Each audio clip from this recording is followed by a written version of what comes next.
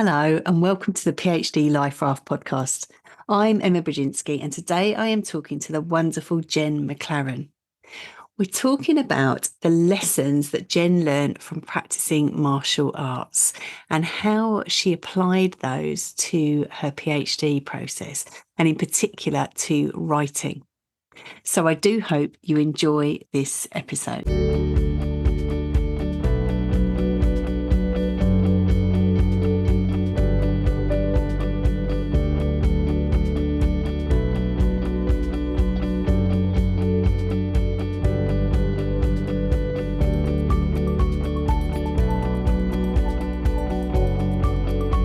Hello, Jenn.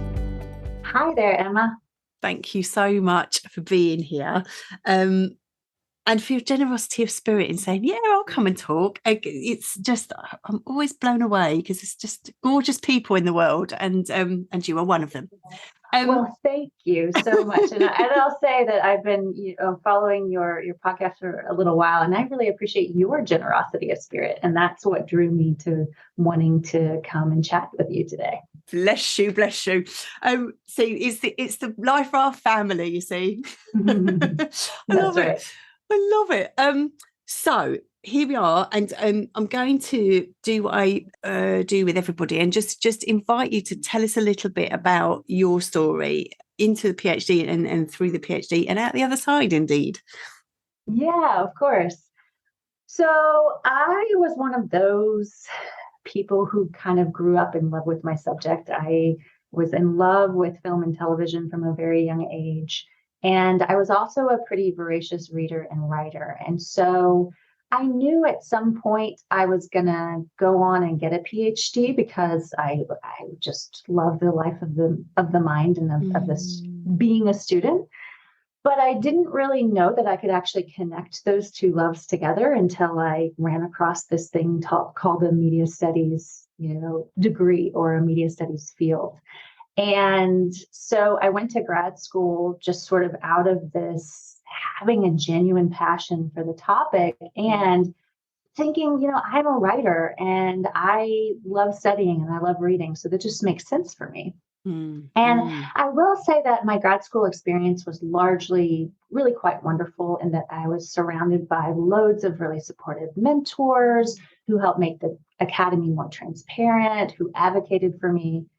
But in spite of that, I still struggled. And a strange thing happened to me probably, right after I finished my master's and when I went into my PhD program, because those were connected. I went from an MA straight to a PhD.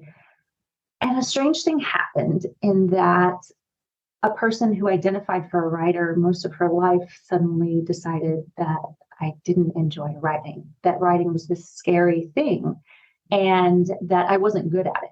And part of that is coming from the culture of the academy, and that it's the culture of the red pen, right? It's the critique. It's the constant need to improve, to refine ideas, to progress those ideas. And I felt like I was failing all the time and that I just wasn't good at it. And so I really struggled for a while.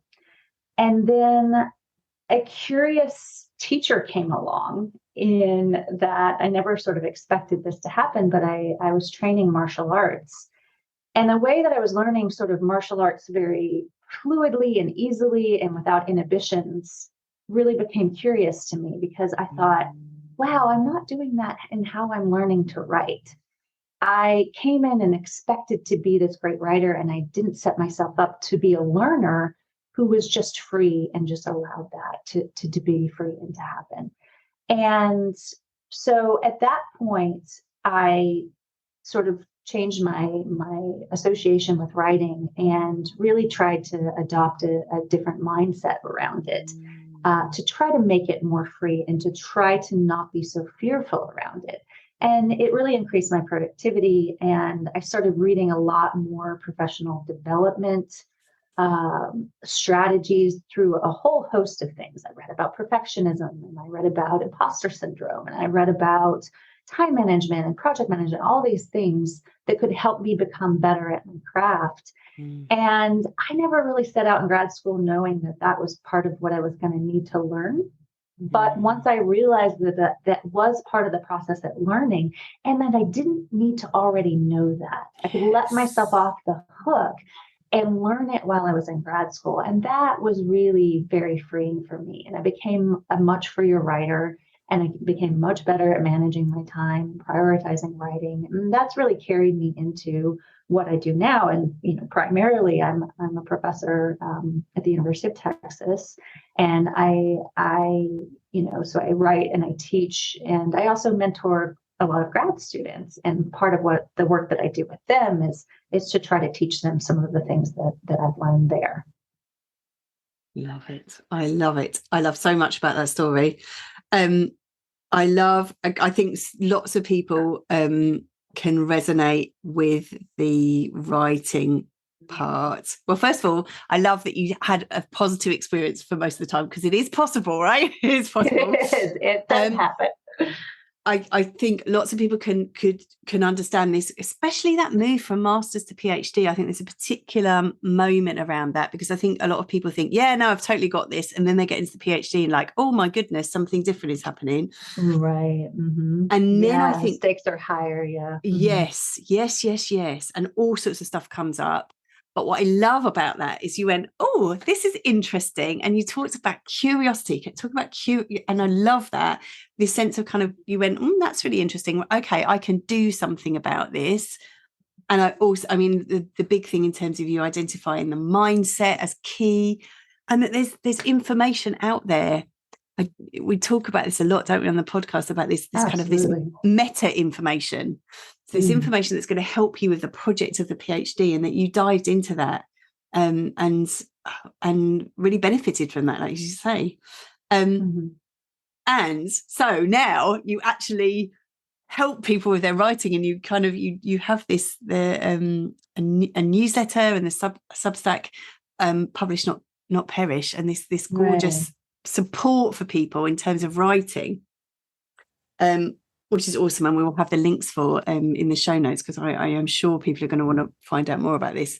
And you mentioned just now about the martial arts, and that opened up something different for you and a different way of learning. Can you tell us a bit more about that, and how that relates to the writing? Absolutely. So in my second year of the PhD, I started training a new martial art. So cumulative, all told now, I have about 16 years of martial arts experience, but I started a new one. Yeah, in grad school. And it's, as a side note, it's a great form of stress relief. Right. It's because you have to be so mindful and in the moment when you're there and concentrating. I think it's a great thing for grad students to take up, because it really does help you channel energies and, exercise and to be mindful. So I'll say that as a caveat. Wow. We can talk more about that later on. Yeah. But in terms of what it told me about writing is, when I started that martial art, I was new to that particular art, and I came in just sort of with this idea that I was just going to try it. I didn't have any, preconceived notions that I was going to be good at it. I didn't really care if I was good at it. I was just there to learn and to try.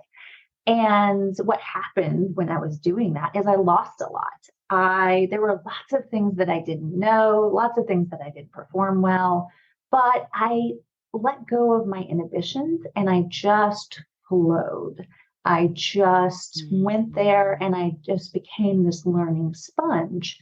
And this curious thing happened in that I learned really quickly. I became I advanced sort of in the art faster than I had advanced in other arts, because I hadn't necessarily approached it with the same sense of openness and the same sense of curiosity and the same sense of, releasing inhibitions. And I started thinking about how when I came into grad school, when I started the PhD, I sort of expected to already be good at writing. I expected to Yes. already know Yes. how to do all of these things. I Yes. expected to know how to prioritize it. I expected to know, what a journal article looks like and how you write one. I just sort of had these great expectations. And so every time I sat down to write, I put these really high standards.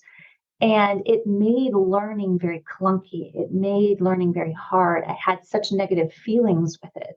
And when I compared that to how I was learning in martial arts, it really was night and day on how my experience was unfolding between these two things. And I go back to something an earlier sensei had told me back when I was practicing traditional martial arts. I practice Brazilian Jiu-Jitsu now.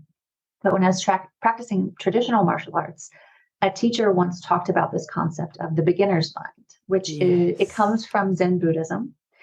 And it's this idea that as children, we enter the world with this sense of curiosity, the sense of openness, where everything is new and we take everything in, and we're not worried about outcomes and we're not worried about performance.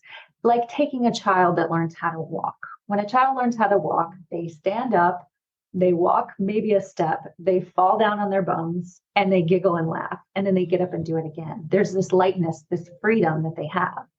And so my sensei said that it's important when you're learning something to try to, even as you become more advanced at it, even as you expect to know more, if you're expecting to of yourself to know, how to do something, or the more you get better at it, even, that you always have to retain this idea of the beginner's mind.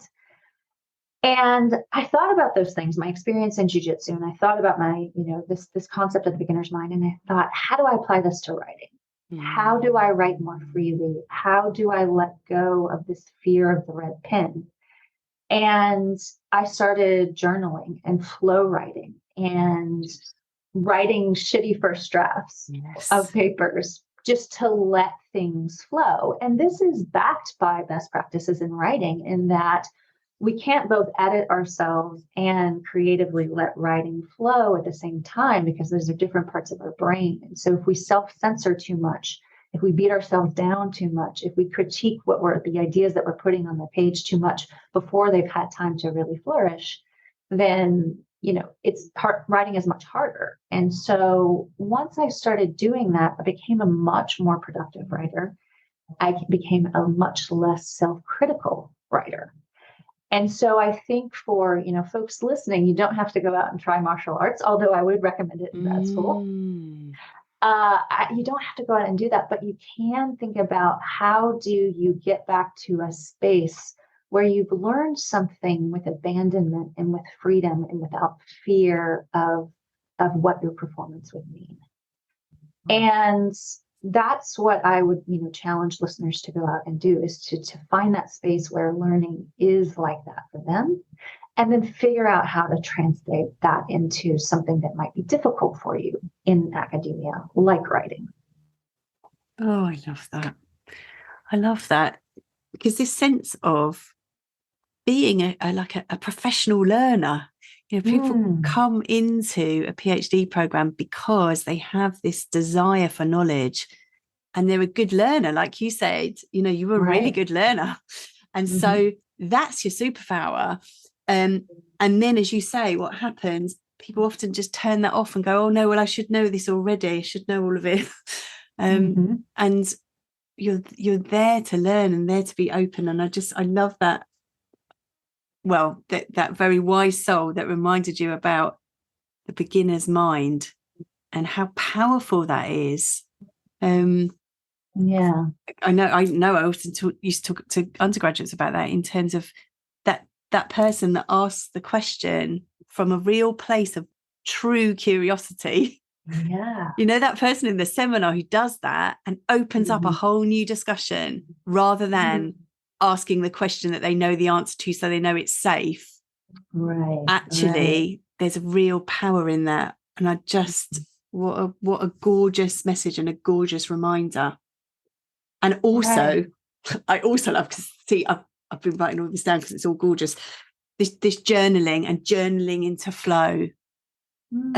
I wonder, do you still have that a journaling practice that you use, or is that? Yeah, I do. Absolutely. Actually, that is one thing that I instituted then and I have kept with me. And, I use in a couple different ways. And so I can talk a little bit about how I use that. So when I'm working on any sort of project, I have one Google Doc where I store all my messy ideas, all Love the it. things that, come to me, in the shower, that come Yes, to me when I'm yes. actually in a writing session and I'm just sort of getting, typing away at the keyboard. I usually, because it's in a Google Doc, I put every entry at the top of the page. So the most recent ideas are kind of at the top, but I can kind of read through and see, where I've come. And so as I'm working on a project, I go in and I write about those things. And I do this for me. I always frame it like I'm not writing here for someone else because that invites the revision process. And I'm not ready Mm, for in the mm, journal, I'm not ready for the revision process. mm, This is mm, just my space to free write. To sometimes I start bringing ideas together and I start writing drafts of how ideas fit together. And then I can put that over into the paper if I want to do that. But it's really sort of a free space. And the other thing that I do in this particular document is what I call a diary. And the diary is simply just what I did today, what I discovered, and what I'm going to do next. So this is helpful because it keeps me on track for what I was doing last, what I was thinking about last, what I was reading last, maybe where I was working in the manuscript last, if I'm working on a particular project or, that is already, forming into a journal article or a book chapter or something. But those two things, the journal that's more sort of the free flowing ideas, and then the diary is a way to kind of keep up with my ideas and to have forward momentum each time I come back to a writing session. So I know what I was just doing. I know mm, the bright ideas I might have come up with in the last writing session. And then I mm. also know what I'm going to do next. So those are sort of some of the ways that I use journaling, and I do it on every writing project that I have. Every journal article, every chapter of my book had its own journal where this was part of my writing process. So good, such gorgeous words you're using in terms of flowing and freedom and just it's feeling lovely. It's feeling lovely, and this sense of also love that sense what I did, and what I'm going to do next, so that you kind of this sense of really accompanying yourself on the journey, and it presumably that helps when you sit down because you're not on your own. You're not sitting with a Mm-hmm. blank piece of paper because you've got these Yeah. ideas that you're um, reminding yourself of the place that you were in that moment Right. of inspiration. Right. And another way that I use journaling that I'll just mention briefly is when I started learning about things like perfectionism and imposter syndrome and procrastination, I realized that journaling about how I was feeling about writing was also really helpful. For Mm, example, when I was writing my book, I got to a point where I was nearing the end and I was working on one chapter and I was really struggling and feeling very insecure about that particular chapter and starting to feel insecure about the book overall. And then I decided, I need to figure out why I'm feeling this way. What is it about this that is making me feel like my work isn't good? mm, And so I started journaling, just sort of free writing how I was feeling. And I realized that I was writing that chapter for a senior rock star professor in my department mm, who I greatly admired and who I built up in my mind as being sort of the epitome, the audience, the thing that I would need to strive for, the thing that this chapter, the person that this chapter needed to address. When in reality, that wasn't the audience of my book at all. And so, in that act of journaling and reflecting on my feelings about writing, I was actually able to uncover that I needed to reframe my audience in my mind. And so I actually reframed my audience to think about my students. And that opened up the writing in new and different ways. It didn't feel so staccato, and it didn't feel so insecure and guarded.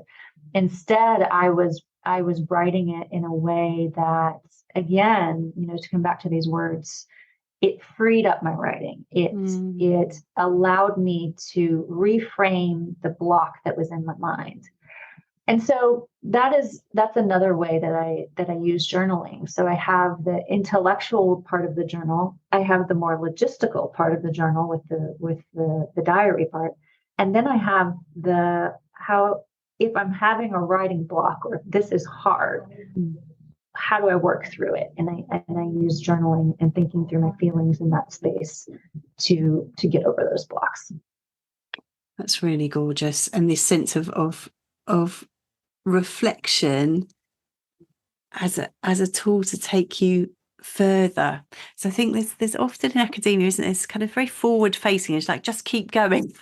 Keep going forward. Yeah. And actually what you just talked about there just really reminds us of the power of that, of actually kind of just reflecting, going in a bit deeper, seeing what's going on, taking a moment, because then you're going to go forward with power, turbo boosting forward. Right. And that's how we learn from experience. We have an experience, we reflect on it, and then we use that reflection to shift our behaviors in ways that are going to edify the writing, or that are going to help us get over any blocks that we have, or, do the various things that really sort of thinking about where you are, being honest with that, and being committed to working through those hard things, those hard feelings that come up, in order to get to move beyond those, or to learn from those. Jenn, it's so lovely to talk to you, because I've been stalking you online and I've read the work that you do in terms of talking about writing, this publish not perish, and the quality there of kind of comfort, and the way that you talk about writing in a really it's really thoughtful, but it has a real sort of compassion, but it's also quite very practical in many ways. But hearing you talk about it now, I just now I get it live in terms of your gentle rigor, I guess it is, isn't it? This kind of this sense of it's a really beautiful space to be.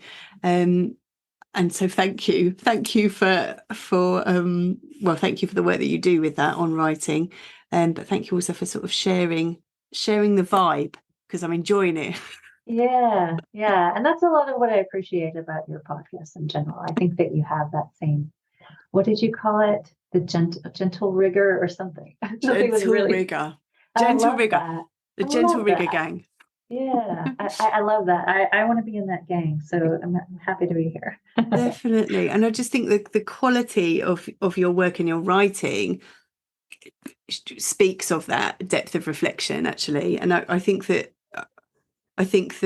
for others who are worried about taking time to reflect and do that, right, I think to kind of to know that will speak through and will shine through in your work. Oh, absolutely.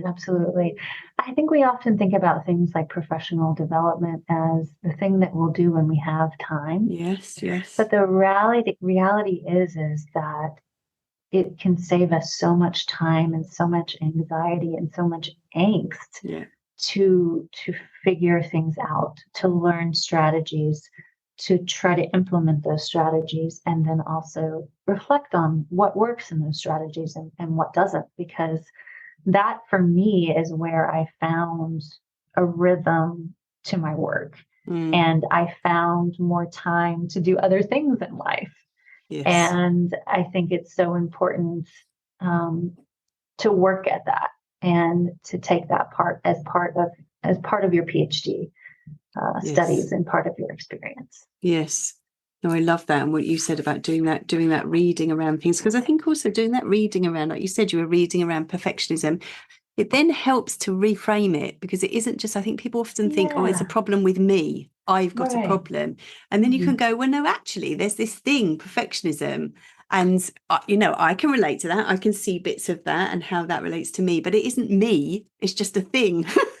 Mhm. And because I don't, we don't need to pathologize ourselves. It's okay. And I think reading can really, well, it's that quote, isn't there, that we read to know we're not alone, and this sense of kind Mhm. of reading to know that this is not just us. This is something that's experienced more widely, and there's, more importantly, there's things you can do about it. Right, right. There is help out there, and it is worth your time to do that investigating, because it really will help you on your path, I think. I love it. Mhm. So, with that, look at me trying to segue neatly into something else, because I'm aware of time. And this always Right. goes really quickly. I said before we started, I said it's going to go really quickly, and it It always. does. It does. It went very quickly. Um, but I'm going to ask for a top tip. And your work has, as I say, your work has so many. You know, the newsletter has so much in it. But I'm going to ask you now if there's something that you would like, coming out of what we've talked about today, you could recommend. Yeah. My top tip would be kind to yourself. Mm. And that self-kindness will release your inhibitions so you can be the learning sponge you were always meant to be. Oh, I love that. Love Yeah. that. And I Yeah. think that sense of actually just being you in the PhD, what power is there in Mm, that? yeah. Yeah. And taking control of what you want out of it, what you want your Mm. life to be, I think is so important, because I feel like a lot of times with the PhD, we feel like we have to go through certain hoops, and our life is completely planned by this external process that is getting the PhD, Mm. when there's a lot that you can do to take back your own agency, and to decide how you want to work and when you want to work. And so I think that really is, it's a key factor to your own well-being, but it's also a key factor to your productivity, to your being able to write, to being able to do the things that you want to do. That is really connected to freeing yourself in a lot of ways from those pressures and finding outlets. Like for me, it was martial arts, finding those outlets that can help you release stress, and to allow your mind to be more open and free when you are working and when you are learning. Um, Here, so here, here, here. yeah, yeah, Speaking yes, my definitely. language. Hmm. Um, Hmm. so if you want a little bit of Jen in your ear on the regular, then you can sign up to our newsletter. And as I say, I'll have the links in the show notes. But thank you so much, Jen, and thank you for reminding us how important it is, and how, because people, I think, as I say, people, as you just said, people think, oh well, it's a bit, this is a bit woo woo, isn't it? This is a bit soft, Mm, but yeah, actually, it's really powerful to embrace those techniques, and you'll fly. You'll be able to fly. yeah, I like that. So thank you for all the work that Thank you you. do. Thank you for Hmm. being here. Yeah, Um, thank you, Emma. I really enjoyed our conversation, and I appreciate you bringing me on. and thank you all for listening.